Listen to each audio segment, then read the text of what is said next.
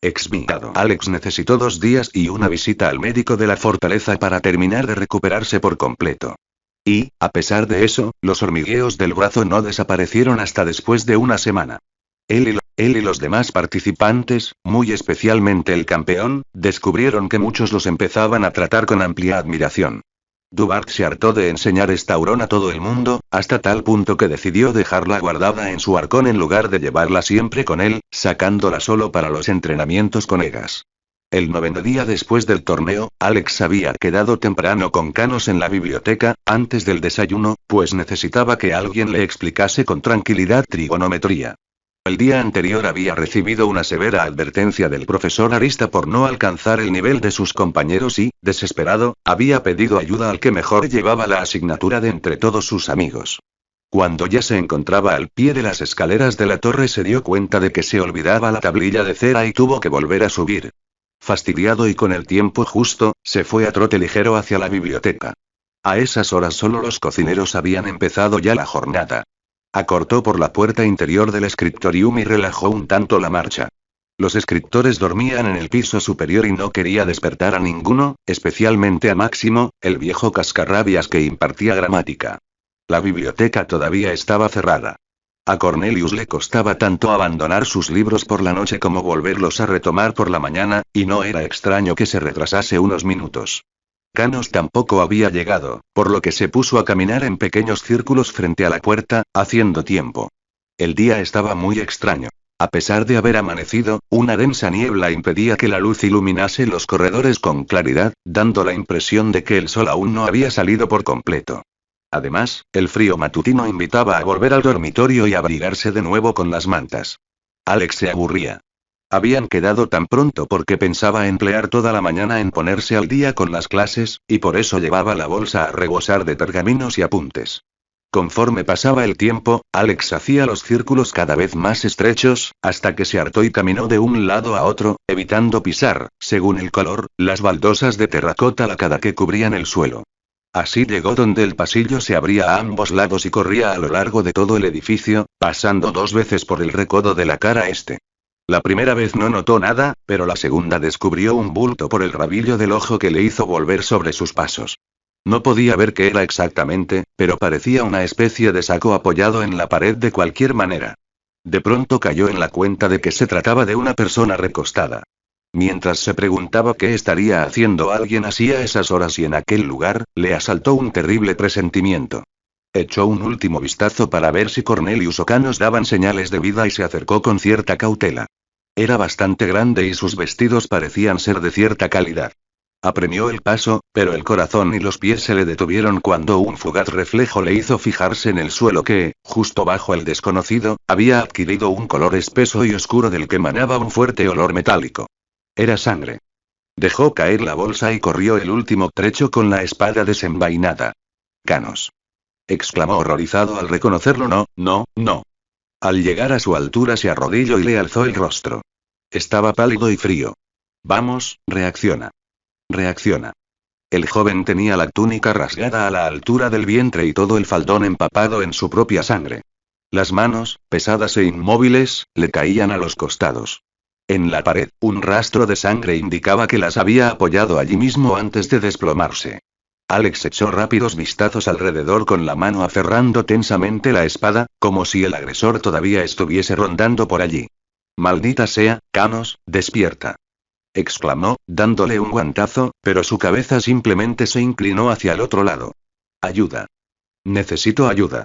Socorro», gritó. Buscó las heridas y contó hasta 3 perforaciones, pequeñas y alargadas, y lo único que se le ocurrió fue tratar de taparlas. «Ayuda», continuó gritando con la garganta resentida. «Socorro.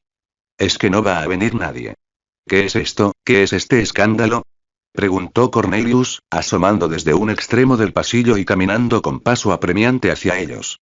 Al ver la sangre y a Canos tendido en el suelo, se le escapó una exclamación. «Por los 5 elementales. Vaya a pedir ayuda, por favor», suplicó Alex, pero Cornelius seguía mirando a Canos con el horror dibujado en el rostro. «Pida ayuda. Rápido». Tras vacilar un instante, el escritor se dio la vuelta y echó a correr lo más deprisa que le permitían sus rechonchas y cortas piernas. Mierda, Canos, murmuró Alex, sin saber qué más hacer. Ni se te ocurra morirte, ¿me oyes? Enseguida llegaron varios escritores más que se habían despertado al escuchar los gritos. Balban fue el único que no se quedó embobado al ver la espantosa escena y reaccionó con rapidez. Mandó de inmediato avisar a la guardia y a los maestros, especialmente a András. Después, pidió a Alex que lo ayudara a levantar a Canos para tenderlo en una de las mesas del aula de geometría, la más cercana. Al final, un nervioso Cornelius tuvo que echarles una mano para llevarlo hasta allí. ¿Sabes qué ha pasado, Alex? Preguntó Balban, mientras improvisaba un vendaje con un trozo de la túnica del propio Canos. Su expresión estaba sombría, pero Alex vio que en sus ojos había determinación. No lo sé, profesor, respondió el joven con nerviosismo. Estaba tendido en el suelo y al principio no vi la sangre y Balban acercó su oreja a la nariz de Canos. Todavía respira, aunque muy débilmente. Si no lo atienden de inmediato, morirá. En ese preciso momento, el guardián de Idor entró en el aula y se acercó a Canos sin mediar palabras. Examinó brevemente sus heridas y habló sin alzar la voz, pero con un tono que no dejaba lugar a la vacilación. Voy a necesitar toda la ayuda posible. Balban, busca a Pérgamo y dile que traiga sus instrumentos de cirujano. El escritor asintió y se marchó rápidamente en busca del médico. A continuación, András se volvió hacia Alex. Ve a lo más alto de la torre de Idor y dile a la Audía de Ferrantía que venga aquí lo antes posible. Necesito su ayuda con urgencia. Al ver que Alex lo miraba sin reaccionar, añadió. ¿A qué esperas? Corre. Alex corría a toda velocidad por los pasillos del castillo, subiendo las escaleras a saltos y sin prestar atención a nadie que se cruzase con él. No se detuvo hasta que llegó a la puerta de la torre de Idor. Sin dar oportunidad al guarda de impedirle el paso, subió como un rayo por las escaleras. Cuando entró de golpe en la sala superior, todos se quedaron mirándolo, asombrados primero al ver que su banda no era la azul de Idor y asustados después al reparar en la sangre que le manchaba las manos. La Audía, que estaba leyendo tranquilamente bajo una ventana, cerró el libro en el acto y se puso en pie. Alex. ¿Qué ocurre? Exclamó, esperando con preocupación a que el joven recuperase el aliento. Tienes que ir, Andrasi, articuló él con dificultad. Las palabras se atropellaban al salir de su boca. Espera, Alex le pidió sin comprender. Trató de llevarlo hasta un sofá, pero el joven no quiso sentarse. En cuanto la chica vio la sangre reseca en sus manos, ahogó un grito. ¿Estás bien? ¿Qué es lo que ha pasado? Han apuñalado a Canos en el scriptorium. Exclamó al fin. La Audía lo miró con los ojos muy abiertos, pero no se lo pensó dos veces y salió a toda velocidad, con Alex detrás intentando seguir su ritmo. La perdió de vista antes de salir de la fortaleza, pero llegó a tiempo para verla cerrar la puerta donde András y Pérgamo se afanaban en salvar la vida de Canos. El último vistazo que le dedicó la chica no fue nada tranquilizador. Balban, a petición de Pérgamo, no dejó entrar a nadie en el aula. Por lo que, salvo un par de veces en las que la Audía salió fugazmente para pedir algo, no tuvieron noticia alguna. ¿Y cómo está? Preguntó Alex, cuando la joven se asomó a pedir paños limpios. ¿Se salvará? No lo sé, repuso la Audía, turbada. ¿Es amigo tuyo? Alex asintió con la garganta seca. La joven miró al suelo y negó levemente. No lo sé, repitió. András está con él, dijo Balban, en cuanto la Audía volvió dentro. Es el mejor. Y Pérgamo es muy buen cirujano. Si existe alguna posibilidad, sabrán aprovecharla. Alex estaba como sin fuelle. De pronto, sintió la necesidad de apoyarse en algo para no desfallecer, por lo que se acercó a la pared y se dejó caer frente al enorme charco de sangre de su amigo. Habían dispuesto un soldado en el pasillo para evitar que se acercasen curiosos, y con él solo estaban Balban y Arista, el profesor en cuyo aula Canos se debatía entre la vida y la muerte. Balban trataba de parecer alegre para no preocupar a Alex, pero no era capaz de ocultar su nerviosismo. Pasado un rato, se sentó junto a él en el suelo, estirándose con cuidado la túnica, pero sin saber qué decir. Si hubiese llegado antes y murmuró Alex, pero Balban no lo dejó continuar.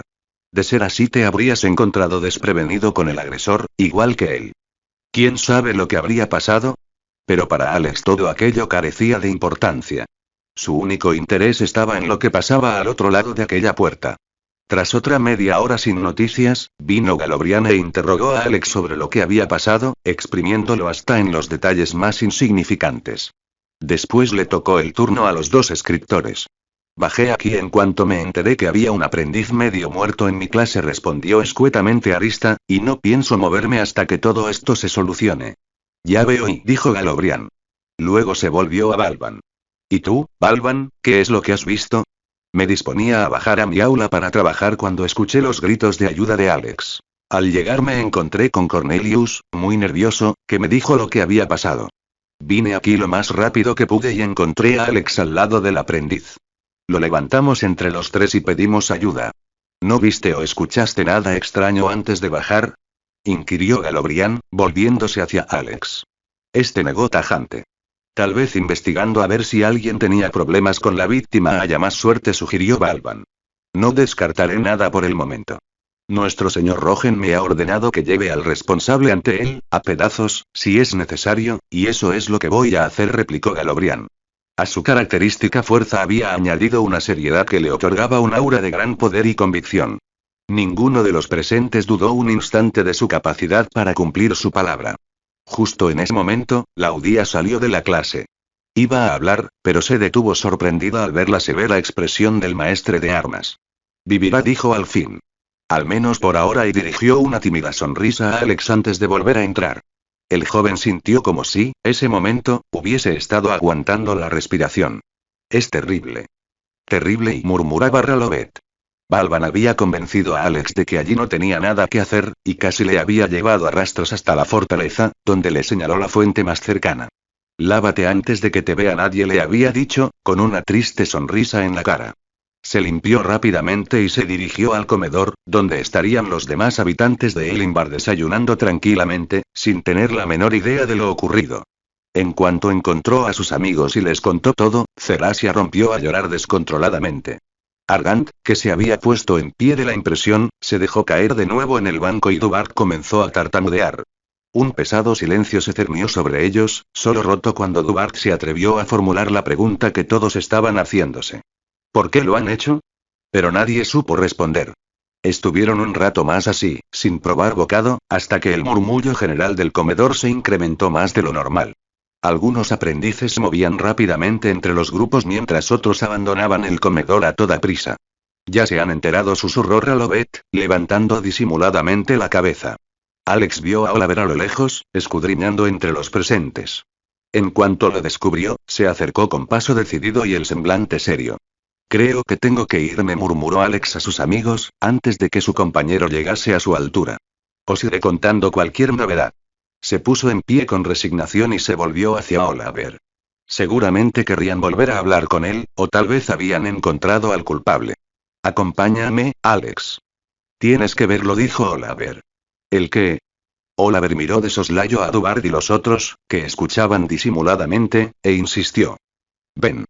Ya lo verás. La niebla era tan espesa que impedía ver más allá de 10 varas, y en cuestión de minutos la capa que le servía de protección estaba cubierta por una fina película de humedad.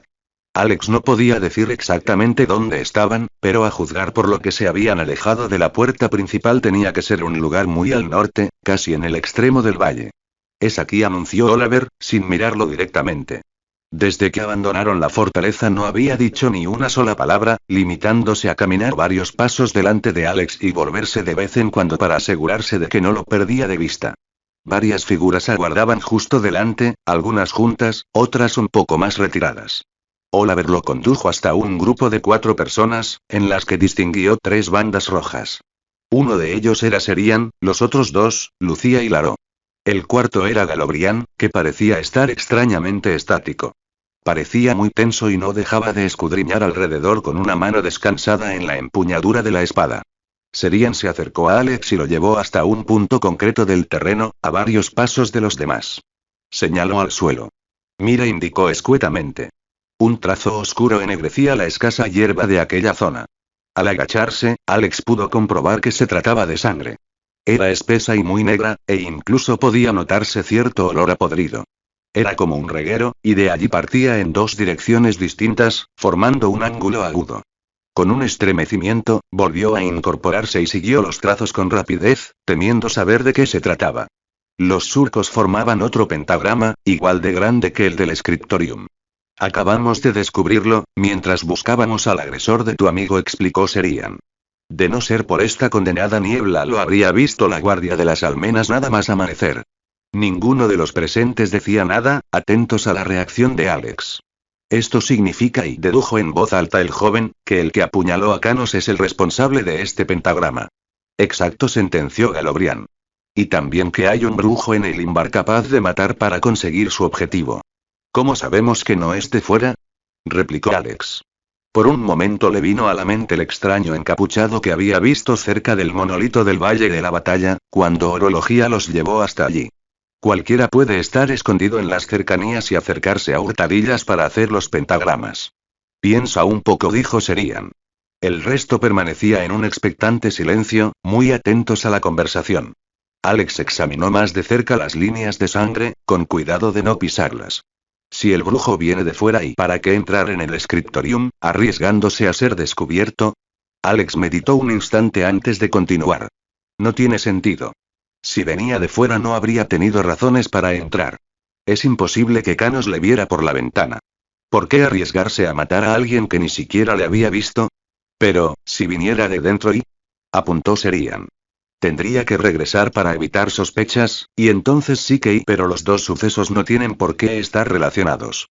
¿Te parece casualidad que el pentagrama aparezca a la vez que apuñalan a un mago?, replicó Galobrian. Alex tenía una sensación muy extraña, como si la escena no fuese real. Las casualidades no existen, apostilló Serian. Y, acercándose a Alex hasta quedar a menos de un paso suyo, preguntó. ¿Fuiste tú, Alex? ¿Qué? Aquello era lo último que se esperaba escuchar, y menos de boca de Serian, su propio maestro. Responde, muchacho. Le apremió Galobrian ásperamente, poniéndose con rapidez a la altura del guardián y haciendo resonar su cota de malla a cada paso. Instintivamente, Alex retrocedió. Se sentía atrapado, pese a saber que no tenía nada que ver con el asunto. Yo no, y Serian lo escudriñaba fijamente, y Galobrian tenía un aspecto realmente feroz, con los labios ligeramente crispados y la frente arrugada sobre sus pobladas cejas. ¿Hiciste los pentagramas?, insistió el anciano, acercándose más y lanzándole pequeños perdigones de saliva con cada palabra. ¿Apuñalaste tú a tu compañero? Vamos, por Urzi, responde. Alex tuvo que hacer un esfuerzo para no echar a correr, pues, sin saber exactamente por qué, se sentía cada vez más aterrado y atontado. Acabó retrocediendo otro paso y saliendo del interior del pentagrama. En ese momento recuperó el control y se apresuró a responder. Claro que no. Canos es mi amigo. Yo jamás le haría daño. Ni siquiera sé cómo hacer uno de estos. Exclamó, señalando a la sangre del suelo, para concluir mirando a su maestro con cierto tono desafiante. Y, de saberlo, no lo haría ni aunque mi vida dependiera de ello. Pasaron unos segundos en los que el eco de su respuesta pareció quedarse flotando en el ambiente, hasta que Serian alzó la frente y los músculos de su cara se relajaron. Te creo, dijo. Necesitábamos estar seguros antes de continuar. Alex respiró aliviado, todavía con los nervios crispados. Lo comprendo, murmuró entre dientes. El frío le había llegado hasta los huesos y el recuerdo de su amigo y su salud volvieron a atormentarlo. ¿Puedo volver con Canos y maestro? Sí, por supuesto, respondió Serian, un poco más cordial. Ve y quédate con él. Si vio algo puede sernos de mucha ayuda. Te avisaremos si hay alguna novedad.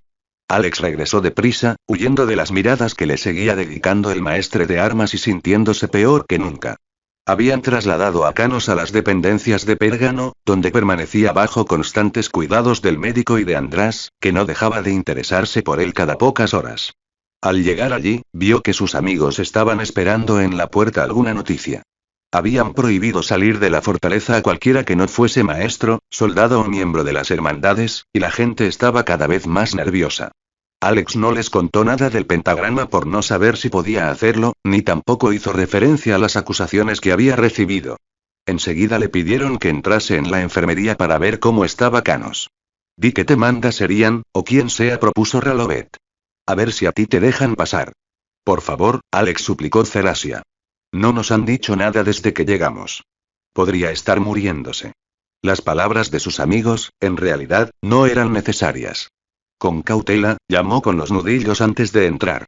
¿Puedo pasar?, dijo, asomando la cabeza al interior. Pérgamo se incorporó e hizo un brusco gesto con la mano para que se marchase, pero la voz de Laudia intervino. No, déjelo entrar, por favor. En cuanto cerró la puerta, pudo acercarse al lecho en el que Canos parecía dormitar tranquilamente. A su lado, Laudía mantenía las manos extendidas a cierta altura sobre las heridas vendadas, sin moverlas. Está mejor, dijo la joven. En realidad tampoco entiendo muy bien lo que estoy haciendo. András y Pérgamo son los que lo han salvado. Yo simplemente hago lo que me dicen. Pues gracias, respondió Alex sin dejar de mirar a su amigo, que todavía no había recuperado el color. De verdad. Laudía retiró las manos y se dejó caer en un taburete, visiblemente agotada. Pérgamo dice que saldrá de esta musito. Luego cogió una vacinilla y se lavó las manos con cuidado, para deshacerse de los restos de sangre seca que aún quedaban. ¿Quién habrá podido hacer algo así? Miró a Alex, que parecía no haberla escuchado, y sonrió, en un intento por animarlo. No te preocupes, seguro que se pondrá bien. András tiene un auténtico don para sanar y ha regenerado buena parte de la sangre que perdió.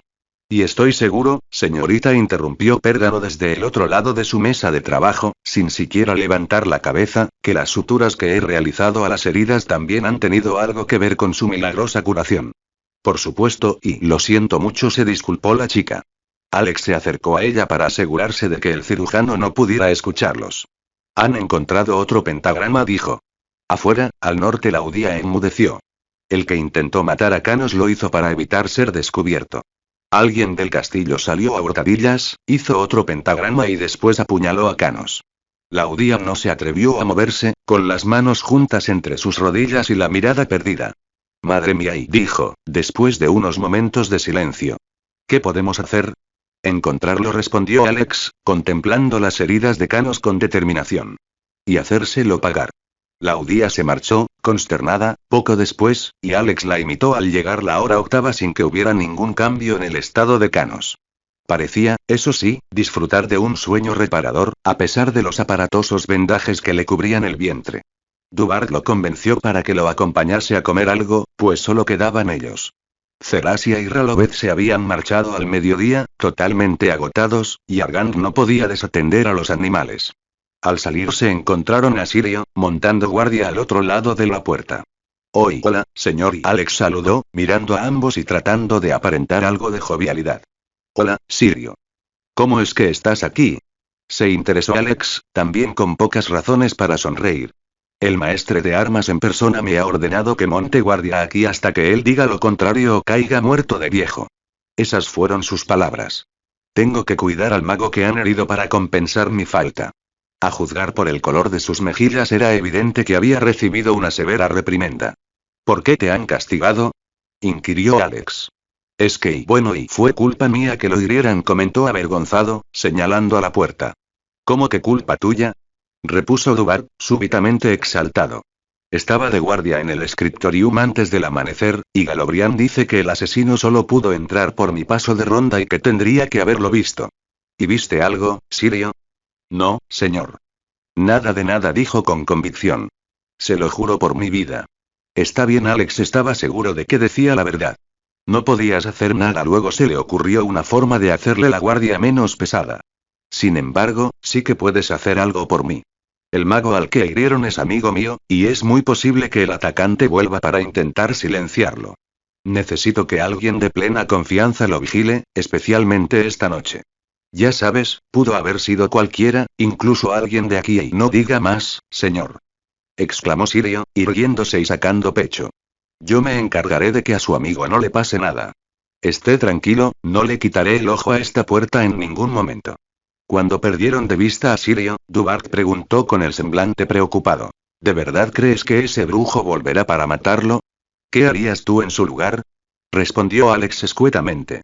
Si cree que Canos le vio la cara, intentará silenciarlo definitivamente. ¿Y confías en ese soldado? Replicó Duvart con escepticismo. En estos momentos es de los pocos en los que confío.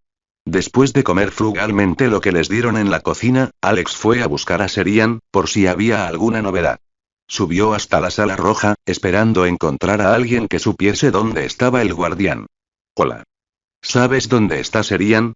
Preguntó al ver a Laro solo, cerca del fuego. Está reunido con Rogen, repuso él sin mostrar emoción alguna, como solía hacer. Pero, justo antes de que Alex desapareciera por la puerta, lo llamó. Siento mucho lo de tu amigo. Espero que se recupere. Alex lo miró largamente antes de responder. Gracias. Yo también lo espero.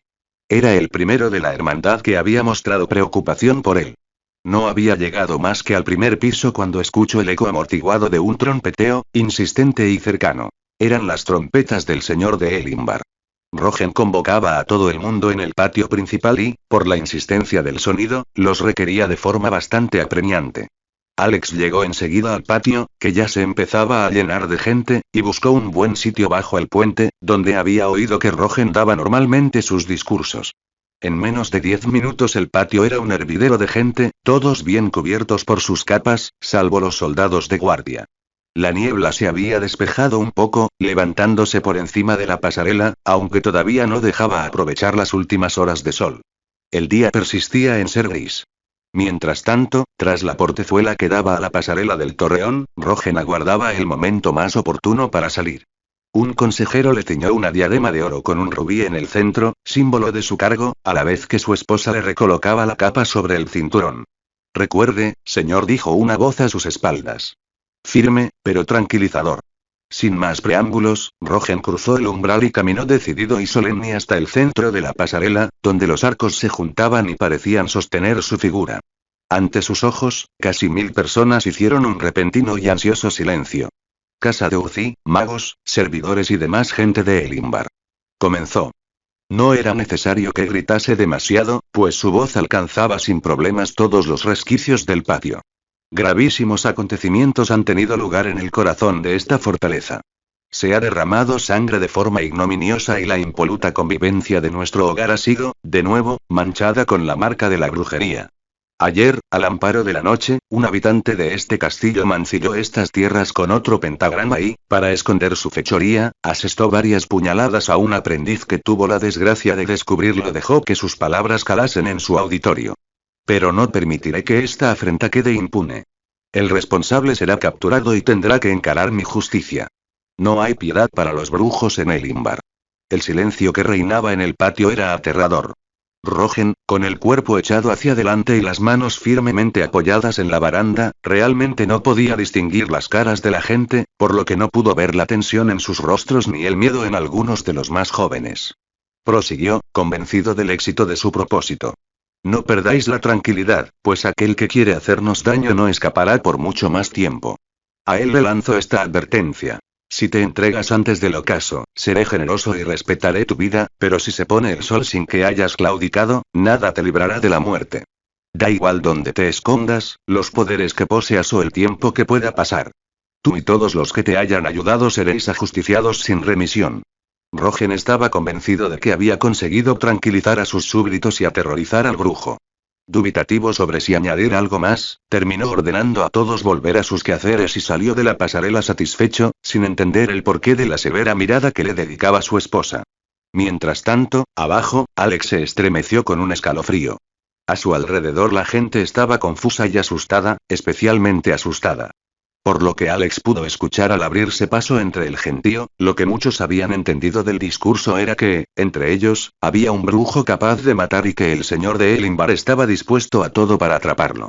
Después de encontrar a Serian y de constatar que no habían conseguido hallar a ningún sospechoso, se fue a dormir tras hacer una breve visita a Canos y Sirio, con la terrible impresión de que los problemas no habían hecho más que comenzar. Aquella noche fue asaltado por terribles pesadillas que le hicieron despertarse bruscamente de madrugada, sin poder recordar nada, pero con la angustia aún atravesada en la garganta. Cuando a la mañana del día siguiente, segundo lunes de enero, Alex bajó al comedor, se encontró con Argand gritando a Raloved muy enfadado. ¿Y por qué no nos incumben vuestros importantes asuntos de magos? ¿Cierto? Cálmate, Argand. Cerasia trataba de mediar, sin éxito. No, no me calmo. Él ha dicho lo que pensaba y yo también. No quería ofenderte, repuso Raloved, abochornado. No, claro que no. Argand cruzó los brazos y retiró la mirada de la mesa sin dejar de fruncir el entrecejo. ¿Qué ocurre aquí? Preguntó Alex a Dubard en una parte, pero no pudo evitar que Argand lo escuchase y respondiese airadamente, señalando a Raloved con el dedo. Pues que tu amigo piensa que el brujo tiene que ser un servidor del castillo. No es cierto. Yo solo he dicho que no hay que descartar a nadie, ni siquiera a los servidores. Claro. Como estamos todo el día detrás de vosotros muertos de envidia por vuestros fantásticos poderes y repuso Argant con cinismo. No sé si serán fantásticos, pero desde luego sí que os morís de envidia, exclamó Ralobet, entrando al trapo.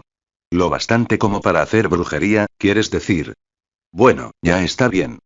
Estalló Cerasia, poniéndose en pie. Alzó tanto la voz que consiguió callar a los dos chicos. Ya estoy harta de que discutáis, dando la nota y diciendo auténticas tonterías. Canos ni siquiera se ha despertado todavía. Dijo esto sin poder esconder sus lágrimas ni evitar que se le quebrase la voz. Al echar un vistazo alrededor y ver que casi todo el comedor los observaba en silencio, la joven se marchó a toda prisa, tratando de disimular la humedad de sus ojos. Dubar, que a ese momento no había dicho nada, se levantó y fue tras ella, dedicando una severa mirada a Ralobet y Argant antes de marcharse. Cuando Alex se sentó, todo lo que se le ocurría para tratar de poner paz entre ellos le parecía insuficiente. Ninguno de los dos es el culpable, dijo al fin, no discutáis por chorradas. Nada más escucharlo, Argant se levantó bruscamente del asiento. No son chorradas, aunque dudo que ahora puedas entenderlo, dijo, antes de marcharse por la puerta contraria a Cerasia y Dubar. Después de un rato, Ralobet también se levantó. Tu amigo es idiota, sentenció. Mientras lo veía marcharse, a Alex, ya solo, le dio por pensar que los problemas nunca vienen de uno en uno. Aquel día registraron de arriba a abajo todas las dependencias, especialmente el scriptorium. Encontraron un puñal ensangrentado en un rincón apartado de la clase de Balban. Galobrian supuso que el agresor lo habría arrojado allí nada más usarlo y, puesto que el aula de historia estaba entre el lugar en el que cayó Canos y las escaleras que daban tanto a los dormitorios de los escritores como a la entrada en la fortaleza, reforzó la teoría de que el brujo pertenecía a Elimbar. Sin demasiado entusiasmo, Alex estuvo haciendo guardia durante buena parte de la mañana frente al segundo pentagrama, pues la prohibición para salir del castillo se había levantado y los inevitables grupos de curiosos no dejaron de acercarse, por oleadas, al enigmático símbolo.